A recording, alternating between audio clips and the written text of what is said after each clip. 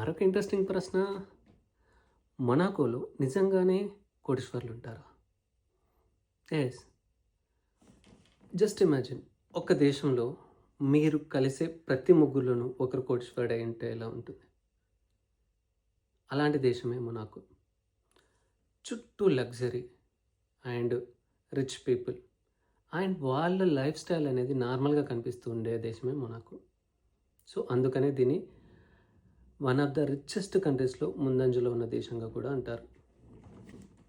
And మనకు వచ్చిన మూడవ ప్రశ్న, అక్కడున్న మోంతే కార్లో కసినోలోకి మొనాకోలో నివసిస్తున్న ప్రజల్ని అలో చెయ్యరా? ఎస్. వాళ్ళకి అందులోకి వెళ్ళడానికి పర్మిషన్ లేదు. వెళ్ళడానికి అంటే అందులో ఆడడానికి పర్మిషన్ లేదు.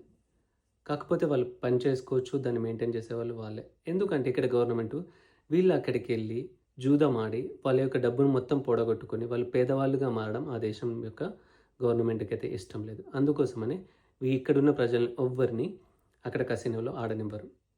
కాకపోతే ఎవరైతే ఫారినర్స్ వస్తారో, టూరిస్టులు వస్తారో వాళ్ళు మాత్రం వెళ్ళి హాయిగా ఆడుకోవచ్చు. ఎలాంటి రెస్ట్రిక్షన్స్ అయితే ఉండవు.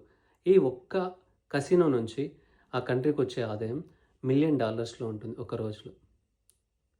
మరొక ఇంట్రెస్టింగ్ క్వశ్చన్ ఏంటి అంటే, మొనాకో చిన్న దేశం అంటున్నారు, కానీ ఫార్ములా 1 గ్రాండ్ ప్రిక్స్ రేస్లు ఎలా జరుగుతాయి? ఇది వండర్ఫుల్ క్వశ్చన్ అని చెప్పొచ్చు. ఎందుకంటే మొనాకో మనం చూసినప్పుడు మన వీడియోలో చూడండి, చిన్న చిన్న గలీలు చాలా ఉంటాయి.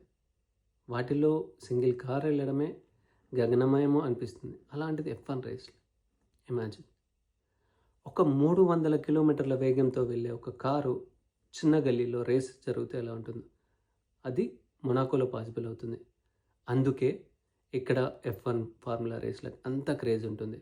సో ఆ టైంలో అయితే సిటీ మొత్తాన్ని ఆ రేసింగ్ కోసం అయితే తీర్చిదిద్దుతారు. అండ్ విఐపి కార్డార్లోంచి జనాలు చూస్తూ ఉంటారు. అండ్ పోర్ట్ ఏరియా అయితే కంప్లీట్గా మన క్లాసిక్ షిప్స్ ఉంటాయి కదా, ప్రైవేట్ షిప్స్, అవన్నిటితో నిండిపోయి ఉంటుంది. సో అందుకనే ప్రతి సంవత్సరం జరిగే ఫార్ములా 1 రేస్కి అంత క్రేజ్ ఉంటుంది. అండ్